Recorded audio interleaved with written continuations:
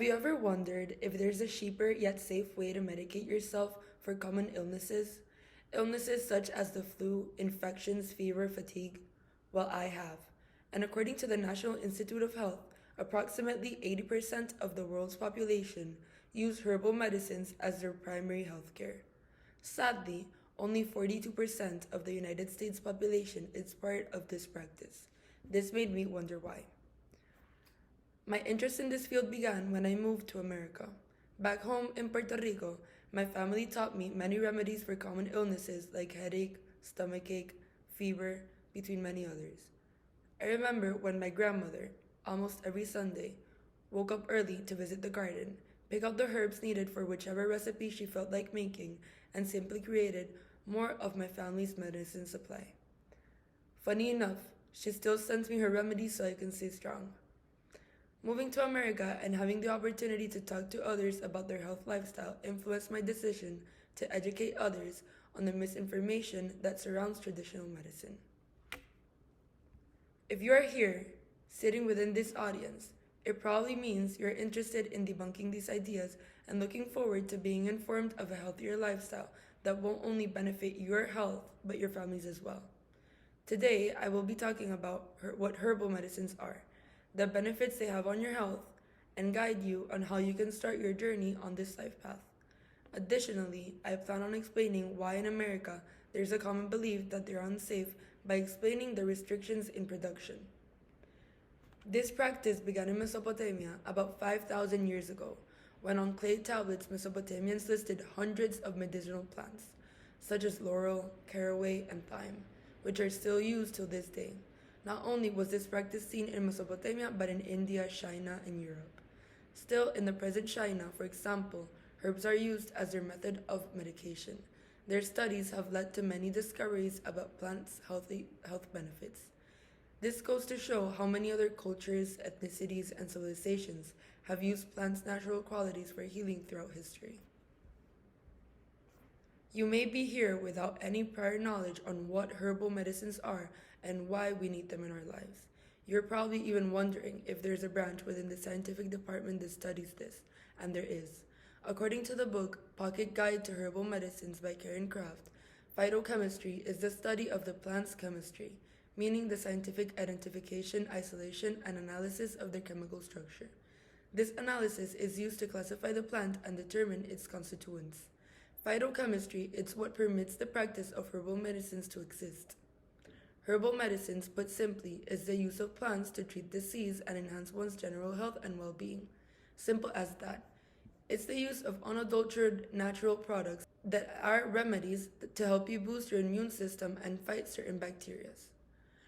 Herbal medicines are beneficial for many reasons. The top main reasons, according to the book Herbal Medicines, Biomolecular and Clinical Aspects by Iris of F, are their effectiveness, low cost, and the fact that they present less risk on your health, short and long term.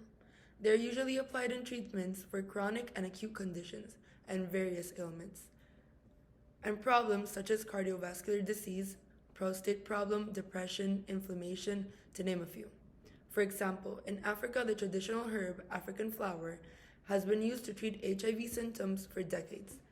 In China, traditional herb medicines have played a prominent role in treating acute respiratory syndrome, which shows how herbs, if studied correctly, are effective to treating health problems. Just imagine depending on aspirin for every headache, muscle pain, toothache, any ache you can imagine, and how long that deteriorates your immune system. Aspirin causes the lining of the stomach to bleed since it's strong, processed medication, while meadowsweet, an organic plant, naturally contains other compounds that prevent irritation from salicylic acid and is an effective anti-inflammatory remedy. Meadowsweet, or African flower, aren't the only effective herb for treating illnesses. The top 10 most used and studied herbs are achicinea, ginseng, ginkgo biloba, garlic, St. John wort, peppermint, ginger, soy, cameline, and kava.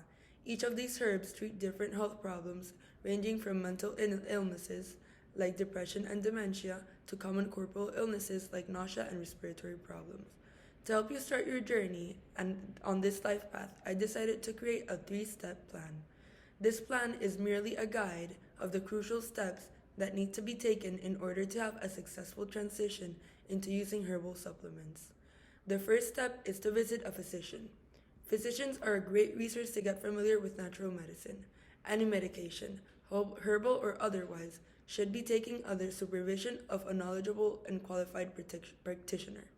In this case, a physician that specializes on herbal medicine, called a naturopathic doctor. They specialize in the use of natural medicine to heal the body by embracing acupuncture, massage, herbs, and natural counseling.